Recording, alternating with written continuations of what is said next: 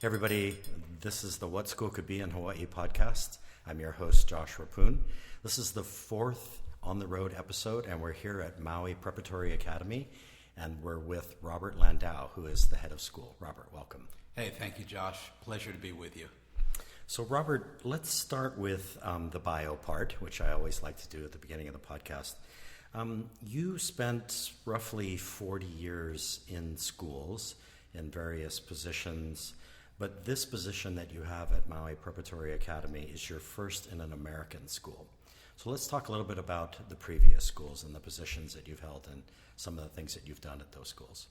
Well, being a baby boomer, I graduated from college in 1975 with a California State teaching credential, and all of us wanted to be teachers.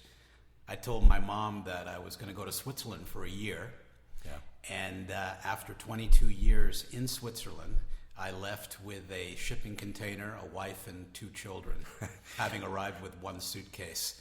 And that's where I got my first teaching job, and later became a principal and left Switzerland as a head of school, and then started a journey around the world. Which school were you head of in Switzerland? When I got there, it was called the Commonwealth American School, and when I left with a new logo and a new curriculum and a new focus, we were called the International School of Lausanne. And after Switzerland, how does the journey unfold after that? Wow. After Switzerland, we moved to Indonesia during the Asian economic crisis. I did go back to California for 1 year and was founder of the International School of Monterey in Monterey, California, the first international charter school in the U.S., still there. Then we went back overseas to my dream job at the International School of Prague in the Czech Republic. Then we moved to Beijing, China, Phnom Penh, Cambodia, Singapore at Singapore American School, and then arrived in Hawaii in 2015. So just to position our audio listeners locally, nationally, and globally on the timeline, when was the Asian economic crisis? That was 1997, 1998. And so by the time that you reached Cambodia and China, those were which years? So, I had the great fortune of arriving in Beijing in 2008 for the Beijing Olympics and got to see China in all its splendor with the bluest skies that I can remember in my 3 years living there. Right. So talk to us a little bit about your Cambodian experience, because I know that you and I, in our many conversations together over the last few years, have talked about that experience. So what was special about Cambodia? Yeah, thanks for mentioning that, Josh. You know, when we talk about what school could be or who is most likely to succeed, when somebody says to you, go out and find 50 kids living in the provinces of Cambodia, going to government schools with 65, 70 kids in a classroom, no fans, no air conditioning, a rote memory curriculum, find 50 kids, low economic but of high potential, bring them to a purpose-built school in Phnom Penh, design a 21st century project-based curriculum and program. Right. Somebody says that to you, you do it. Right. And we screened over 12,000 students, traveled over 4,000 kilometers to 61 government schools and found our first 50 kids. People said you'd have a dropout rate of 25 to 30%. 49 of those original 50 kids are still at the school, some of them about to graduate next year. And what was it like for those kids in the first days and weeks and months of school? Like, what was school like to them? What was happening on the ground? Well, Josh, when somebody said go out and find these kids, there was no matrix and no way to locate. How do you find kids who are non-English speakers who could operate in a critical thinking, collaboration, creativity, 21st century skill environment in a project-based learning, expeditionary learning school? How do you do that? Well, we had to invent it. We created it. Right. We had about a 7-8 step process to find those 50. You know, I still get chicken skin when I think of the first student-led conference for parents in our first term, where we brought all of the parents from 8 different provinces in Cambodia. Some traveled 12 hours on the back of a truck to get to the school. And their children were telling them about their learning, right, using their laptops, showing them what they did, and parents crying, wow, at what their kids were talking about. They'd never seen that before. None of the parents had ever graduated high school. What was the founding year of that school? 2011. 2011-12 is when we built and recruited the students. 2012, the school opened. And here it is, 2019. Yes. And how is that going? So these kids have developed apps that have won World App contests. They have published books that you can buy on Amazon. They have started their own businesses through the entrepreneurship program. They have created English classes for local kids and run that as a business. They have done things that you could only imagine that you do in schools today, and these were the least likely to succeed. Okay. So we'll come back in a second to your arrival here at Maui Preparatory Academy in West Maui, but I want to dig a little bit deeper into some things that we've talked about in the past about John Dewey and your affinity for Dewey's philosophy of education, democracy, and education, and about project-based learning, about inquiry, about experiential education. So the way I want to phrase the question is, how has PBL and inquiry and experiential education really been alive in your life? And I know that's a big question. It could be many podcasts, but here we are. I'll answer it as simply as I can, Josh.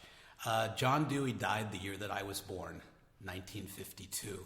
Right. Little did I know that within a few years, as a second grader, my parents would transfer me from the local public school to a school on the UCLA campus, University of California, Los Angeles campus, at the time called the University Elementary School. Right. My first principal was a man by the name of Dr. John Goodlad, and my second principal, Dr. Madeline Hunter. Going back into the Young Zhaos and the Ted Dintersmiths, those were the superstars of the day. Right. And UCLA, now called UCLA Lab School, was a project-based, experiential, Dewey-inspired lab school directly on the UCLA campus. Okay. And so when you think about John Dewey's three tenets of the process of learning, learn, do, act. Right. As a second grader 60 years ago, that's what I was doing. As a student, it shaped my entire thinking around education, around what every school should be.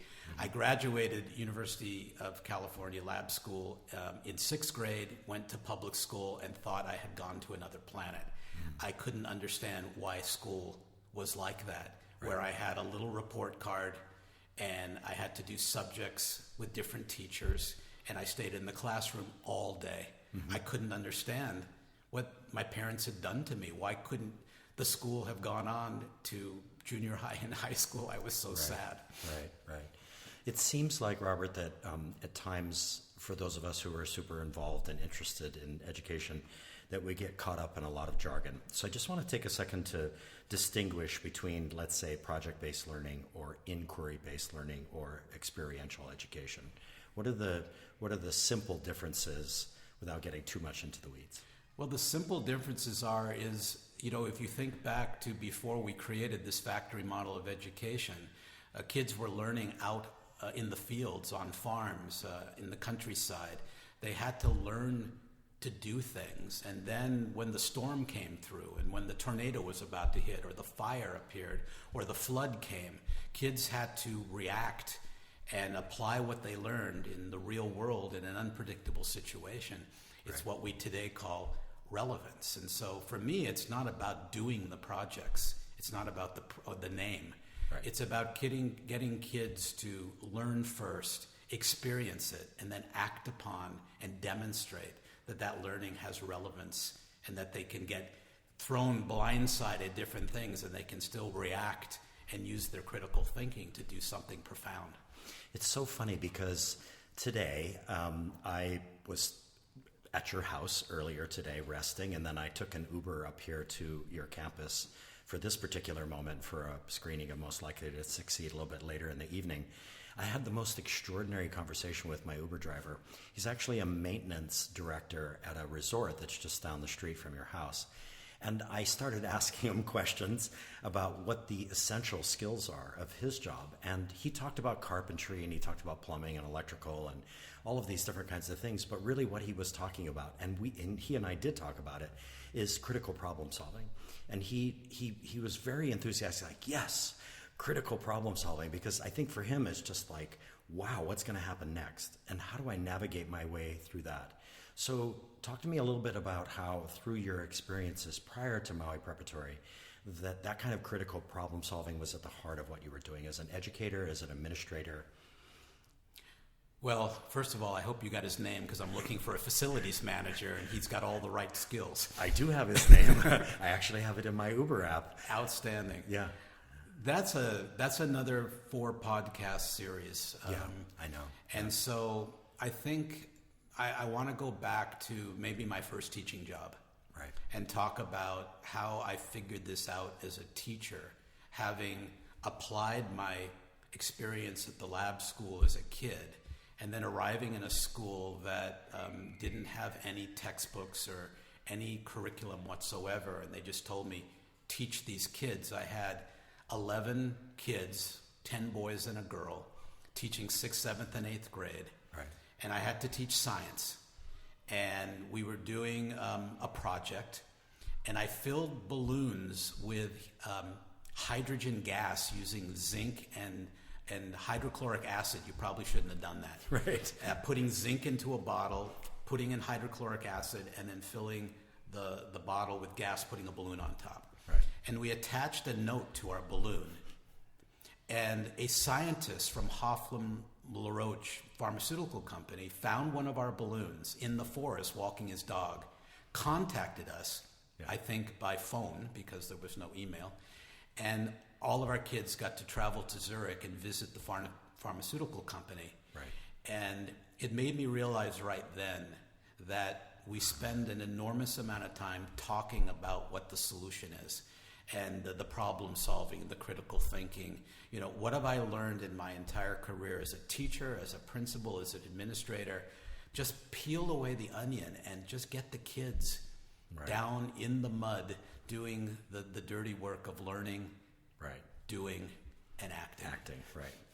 Okay, so again, we're sort of putting off your arrival at Maui Preparatory Academy because of all these other questions I want to ask you. Robert, the United States and a lot of places around the world kind of went all in on testing. When did that happen, and why did it happen?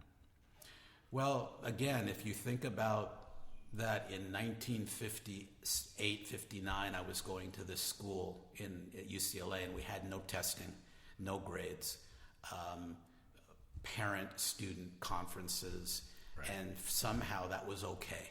Right.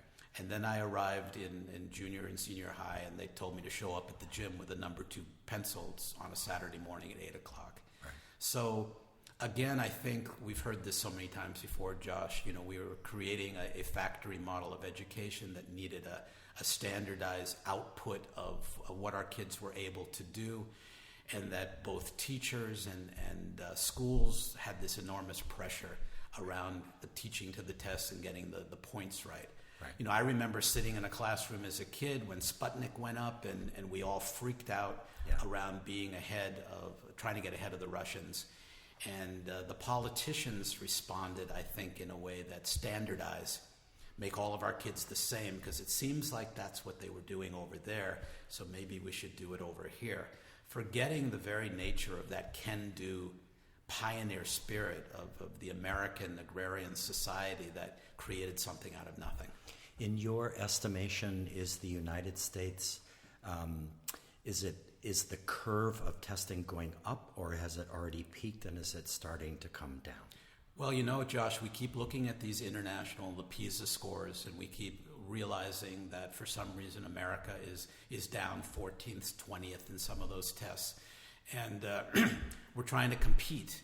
And we think that we're going to compete by creating this more standardized approach. I was in China a couple of months ago. Right. Staying in a hotel next to a Chinese private school. And at 10 o'clock at night, I looked out at the school campus, and every light was on in every classroom. It wasn't the cleaners cleaning the classrooms for the next day. Students were in the classroom until 10 p.m. prepping for the national test. Right. And the teachers were there from 7 a.m. until 10 p.m. They only got one salary. There was no extra time, overtime. And so do we really think that's what we want for our students? Is that what it's going to take to compete and get our country's name up in number 1 through 5 on these international tests? That would break my heart, knowing what students are capable of doing when you let them follow their own passions and come up with their own solutions that can't be standardized, can't be placed on any test. When you have kids getting a patent, in 9th grade, or writing a one-act play in 10th grade, or developing a product or a business in 12th grade, that can't be standardized. That's not on a test. And I see kids doing that every day. Right. So I flew over from Oahu today to Maui, to your campus, because you're screening Ted Dittersmith's film, Most Likely to Succeed. You screened it earlier today to students, and I did the Q&A, and you're screening it tonight to parents, and I'm also doing some Q&A after that. So as a segue into that conversation, what is your journey to Maui Preparatory Academy? How did you end up here? And I think it relates specifically to your previous response, because I think what you're hinting at already is that this school is different. Well, partially true. Okay. It's becoming different, or it's becoming unique to us among those great schools out there that are on our similar journey. I never want to be the best school. I want to be among schools like our school, right, so that we can collaborate and create our own network, our own coalition. But I arrived in Hawaii as the executive director of the Hawaii Association of Independent Schools, and I loved doing that work because that's when I met you. Thank you. Among many people other great people that are in this state doing this work. Right. But you and I and, that group that who you are listening to this podcast, we came together with this dream of bringing together public, private, and charter schools across the state to give every single child an opportunity to a future-focused education. Right. And I joined an organization, HIS, that was already rich and vibrant and organizing what's called the Schools of the Future Conference, developing a singular accreditation process. And I set out to visit every single school in our network of schools, and that was fascinating. Yeah. And I remained at HIS for a variety of reasons for 2 years, and then I set out on my own as an independent consultant. And I got to name my consulting company. It took me 10 seconds, Josh, to come up with the name. Right. And it's Two Roads Education, and I still run that consulting company. Two roads diverged in the wood, and I took the one less traveled by, and that has made all the difference. Right. And that's been my journey as an educator, and the educators I've met here in Hawaii. We want to make sure our kids can take that road less traveled to make all the difference. But most importantly, like we did in Cambodia, to get our kids to invest in their home, in their aina, right, to come back to Hawaii and make this the greatest state in the U.S., or shall I say, among the greatest states in the U.S. Right, exactly. And so, to make a long story short, Maui Preparatory Academy was one of my clients. I came here to help the school in some mission and vision and curriculum and governance work. As a consultant. As a consultant, and then I forgot, don't get hired by your client. Right. So the school needed a new head of school. I said I would come in 1 year as an interim, and I'd help them find their permanent head, and that was last year. Right. Obviously, I'm still here, and that's an interesting conversation in itself. Why am I still here? Right. And why would somebody decide to stay on from an interim position to a permanent position? Right. So tonight we're screening Most Likely to Succeed to some of your parents. Most Likely to Succeed, for our listeners out there, does two things. It spends the first 20 minutes roughly talking about how the world is changing at hyper speed and how the nature of jobs is changing, and a lot of statistics and data analysis around jobs reports and the way the economy is working. And then it focuses on a school in San Diego, or a charter school, which is now, 14 or 15 of them? 14 campuses. That's called High Tech High. So whether our listeners have seen the film or not, and they can certainly watch it. They can go to iTunes or Amazon Prime to see it. What does Most Likely to Succeed, the film, bring to the education conversation locally, nationally, globally?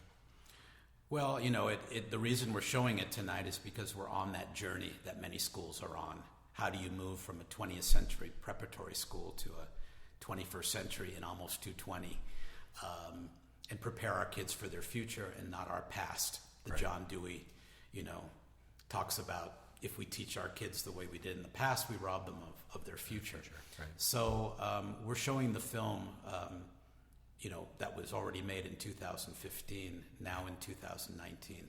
But what it does is it creates a lot of provocative commentary around parents who want school to look like it did for them, for their children. And I find that's often the hard sell, is that a lot of parents love sending their kids to school and love the work that comes home and loves the books and the subjects and the homework. So the film, Yeah.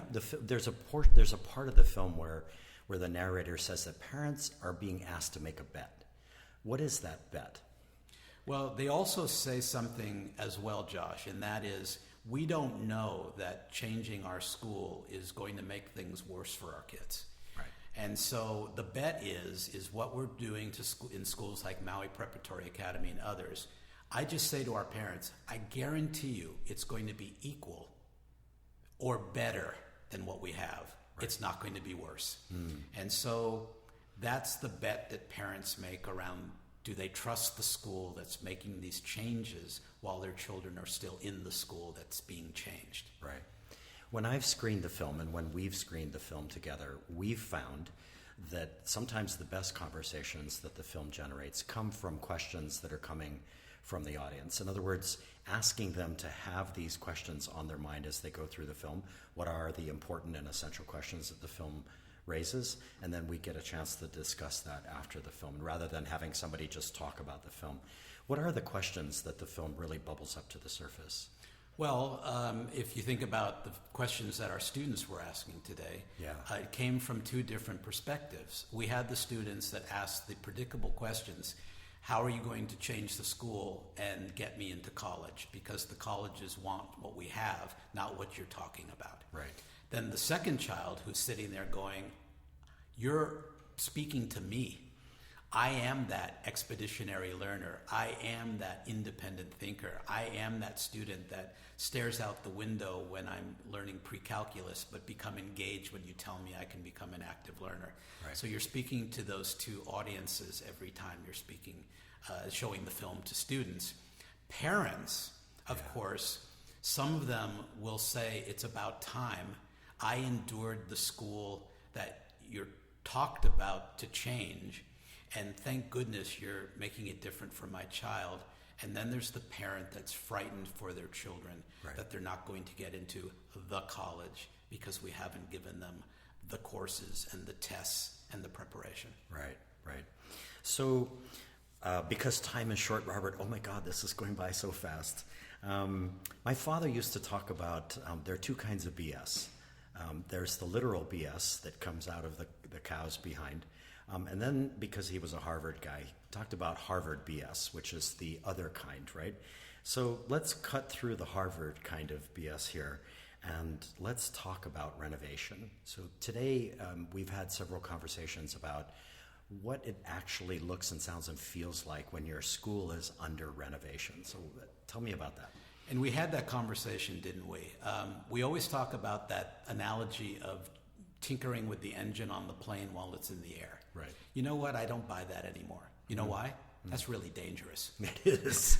Yes. So I wouldn't do that. I also don't agree with get on the bus, we're pulling out of the station and we're leaving you behind. Right. So, that's kind of a glass half empty approach. First of all, it's unsafe and it's not strategic.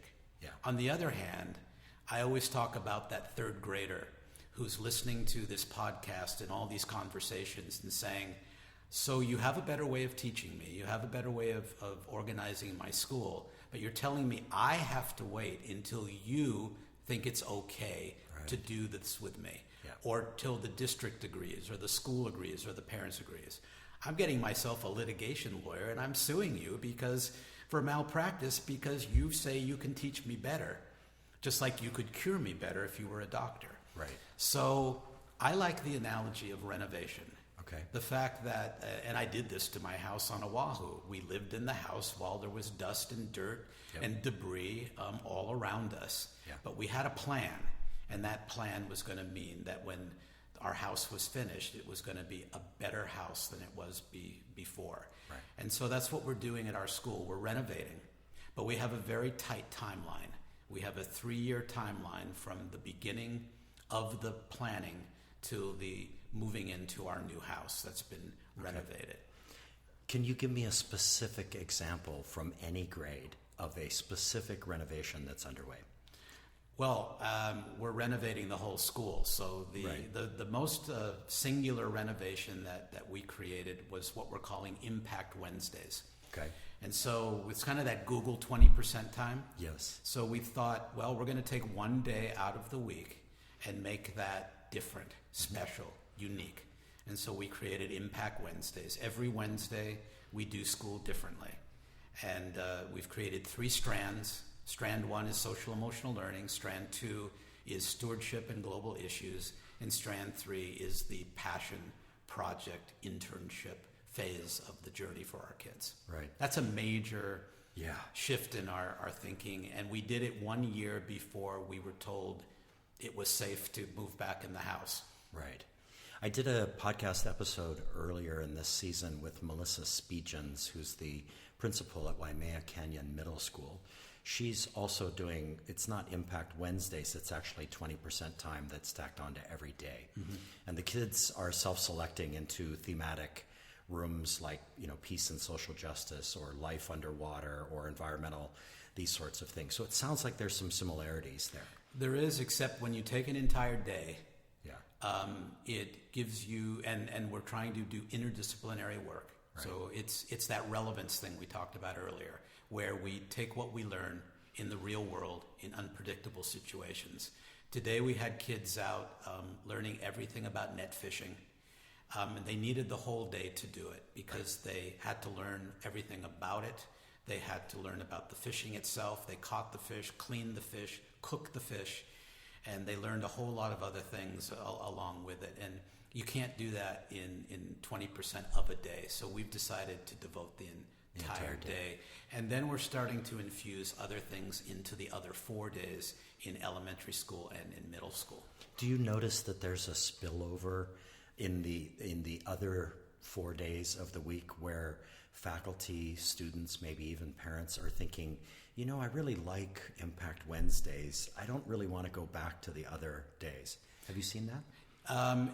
Not yet entirely because it's still new and the jury's not out. But I know from another school that I worked with in China that where students could self-select to be in the 20% time, which actually became a full project-based learning academy, that they doubled the size of that program every year because word got out that actually the kids' test scores, if we got to go to that, were 10% higher being in this unconventional part of the school. And so what's happening here is our science teacher, rather than talking about coral reefs in class, are taking an extended period to go to the coral reef.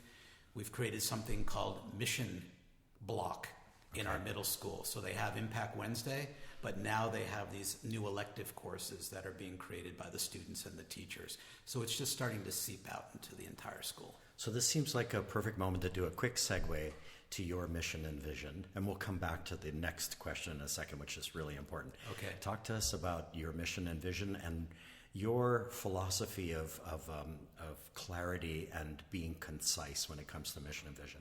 Well, the first thing that we needed to do in our renovation was to look at the words on the page that gave us our marching orders, which is our mission, and then look at the words on the page that told us what this supposed North Star was, where we're headed to, or the kind of kids we want to create, which is called our vision.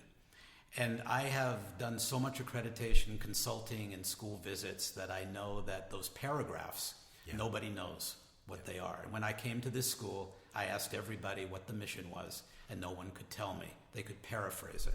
Right. So I'm a big believer in what's called the 3+3. Okay. A 3-word mission and a 3-word vision. Okay. At the Western Academy of Beijing, where I was head of school, it was connect, inspire, challenge, Okay. make a difference. Okay. Connect, inspire, challenge was the mission. Our vision was to make a difference. So, of course, I was going to try for a 3-worder here, and we actually economized, and we only have 3 words. Okay. We have a 3-word mission, which is our 3-word vision. And those 3 words are? Relationships, Okay. empowerment, Right. relevance. Okay. And what do they mean? So relationships to us means the social, emotional health and welfare of our individual children, our community, and our environment. It also means that every student is known, supported, and successful. Right. Every adult is known, supported, and successful. So that's what we mean by relationships. Empowerment is this idea of agency, Right. where our teachers have to give up and give to the students so the students can start to be empowered, not just to be the recipients of learning, but the owners of their learning. Okay. And so they can be empowered, to feel empowered, to go out and do great things, not just in school, but in their life. Right. And finally, relevance is this idea of taking all of your learning out into the real world in unpredictable situations. Mm-hmm. That is what we try to do now at school every day, but then that's, of course, the world that our kids are going to. So they always talk about the disconnect between the world outside of school and school. We want to blur those lines and blend that thinking. You and I got to witness a fascinating discussion today, and I think it was 3rd or 4th grade, around facts and opinions. Yeah. And I'd love Actually, it was 1st and 2nd grade. 1st and 2nd grade. So the kids were actually going through a very hyperkinetic kind of exercise in which they were determining whether a statement was a fact or opinion. And that was, it felt to me like that was relevance coming in from the outside world into the classroom, and that these kids, hopefully in their profile of their of them as a graduate, that they can discern between fact and opinion, and that's our civil society depends on that. Well, when you think of having just a 3-word mission and vision, it gives you volumes and volumes to talk about. Yeah. Because every moment of the day you must associate to your mission and vision. Right. And so what we were seeing there was the fact that they were empowering the students to have their own opinion, and then they were making it relevant because it was a question about a real situation. Right. I'd just like to add that we had to take our mission and vision and then translate that into a new curriculum framework. Right. That gives us the legs, as it were, to bring that mission and vision into the learning and teaching and learning inside the school. And that's not an easy process to go through. It's not, but we think now of curriculum as 3 different levels. First is the single subject learning, Right. the essential learning, then the interdisciplinary learning Right. that combines the subjects, but then we have this real world objective, and we're looking at 4 quadrants: culture and identity, Okay. relationships, see how the relationships Yep. moved from the mission to the curriculum, Correct. and then stewardship and global issues, Right. because we want our kids to have a planet and an environment and the social emotional health that they can go to in their future. Right. And then lastly is what we call ingenuity and entrepreneurship, because when they say 50% of the jobs that our kids are going to have haven't been created, well, let's let our kids create those jobs by being entrepreneurial. Right. So, Robert, we're again coming down to the end of our time, but it feels like we keep extending it. You and I have had many conversations, too many to count, around the concept of coaching, and I know it's something very near and dear to your heart. So let's talk about coaching and about its role in education. So why is it so near and dear to your heart? It's near and dear to my heart because I'm going to give you a quick segue story to when I was in Prague coaching middle school girls softball. Okay. And I was recruiting my players because softball wasn't the most popular sport in the school. And I noticed these 4 Czech girls had not made the volleyball team, all 4 of them, and they were all friends. Right. But they looked like great athletes. They just weren't great volleyball players. So I got them all to my side and I said, why don't you come and join the softball team? They said, we don't know what softball is. We're Czech. Long story short, we won the championship that year on the backs of those 4 girls. Okay. And it wasn't because they knew the answers. It's because they were coachable. And I coached the heck out of those 4 girls.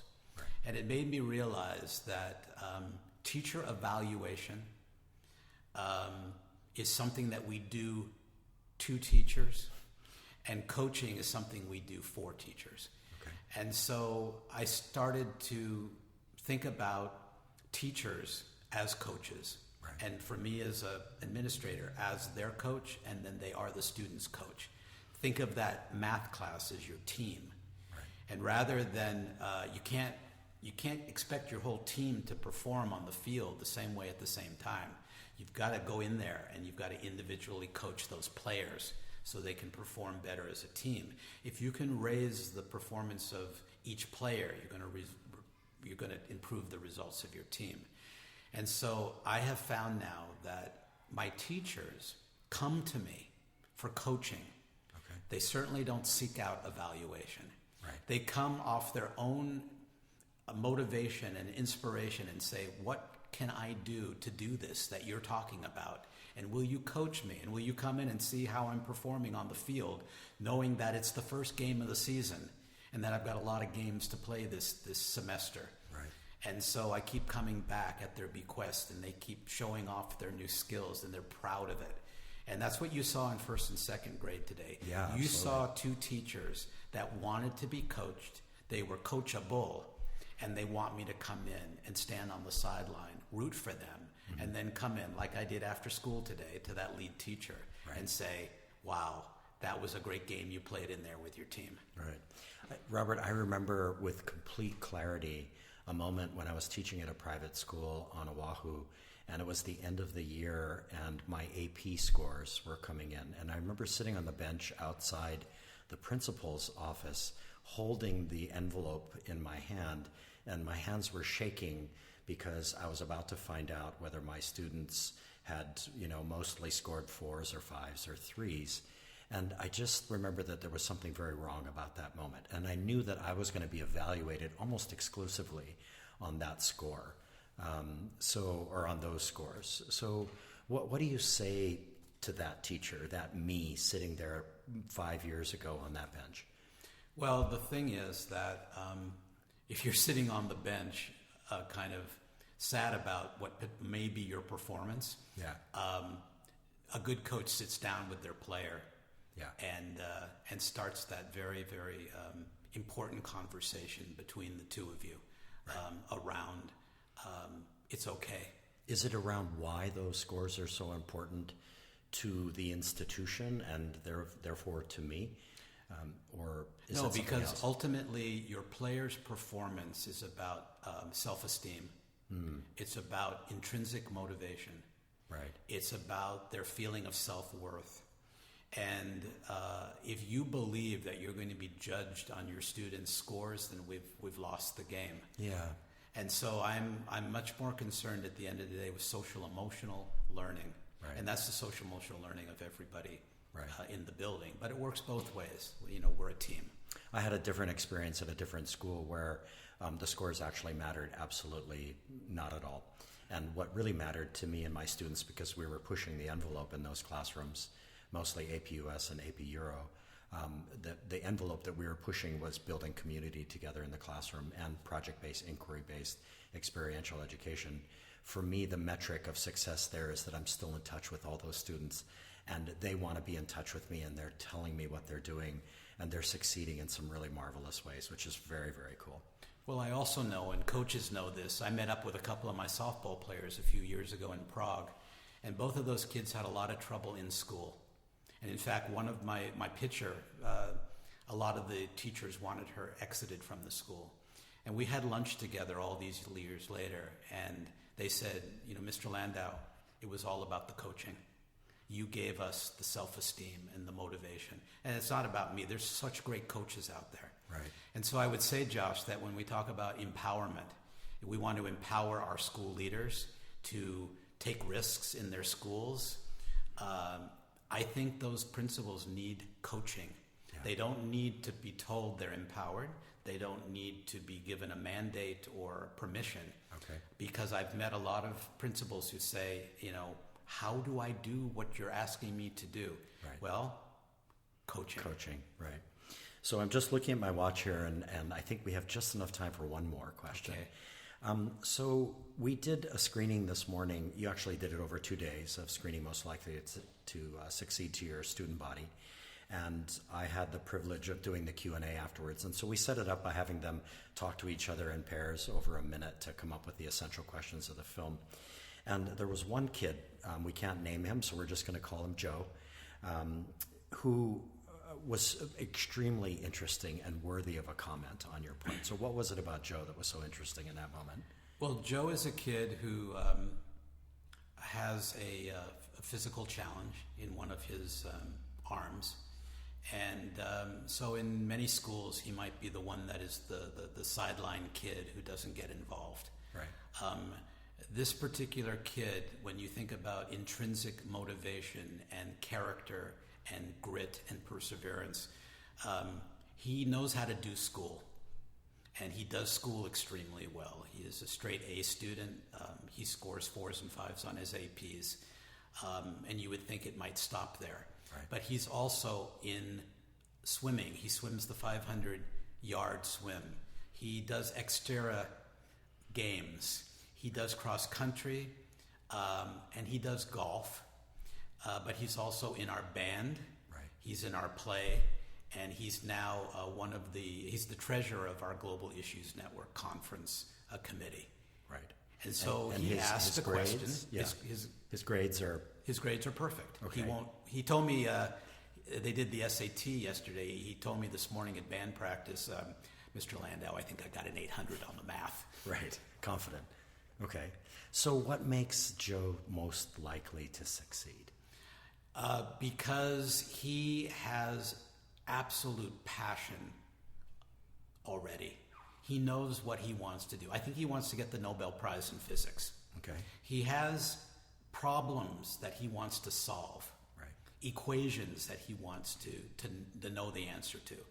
And it's already his life quest. And he said that this is what drives him because he's so inquisitive around these subject areas that he's discovered. Right. But he's also the first person to ask a provocative question in front of everyone. He did it when we had our last guest speaker. Yeah. When you talk to him personally, you'll go like, where did that come from, Joe? And he goes, I just, this is the way I see the world. Yeah.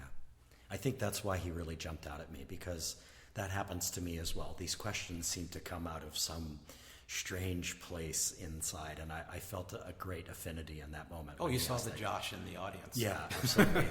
I did, yes. Robert, last question. Why is it so important that public, private, and charter educators and education leaders talk to each other in a given context, in a state or in a district? Well, to be honest, Josh, our kids all have that same brain in their head. Yeah.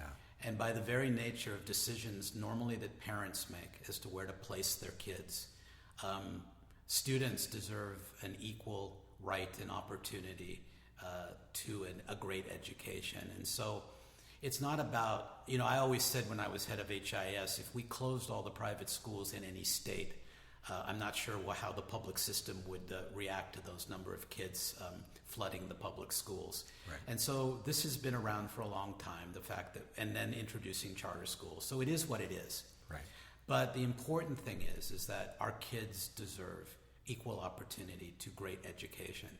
And because of this spirit of aloha in our state, the true spirit of aloha and the idea of family, of ohana, we have this opportunity to collaborate and to be in each other's schools and to share and to grow together. But here's for me what we do need to do. Okay. We need to make sure the schools that want to, run ahead, public, private, and charter, have an opportunity to share with each other. Right. And then invite people to come in and observe what we're doing in that kind of true laboratory sense. But I have visited public schools, and I've been to the Teacher Leader Institute through the DOE, and what teachers in the public schools are willing to take the risk to try within their own school, and it just blows me away. Yeah. We have this opportunity, and my school is an open door. We're building a new community center here that's open to the community, and I hope that we can all welcome each other into our homes and share what we're doing for all of our kids. Robert Landau, head of school at Maui Preparatory Academy, thank you so much for this conversation today. Always a pleasure, Josh.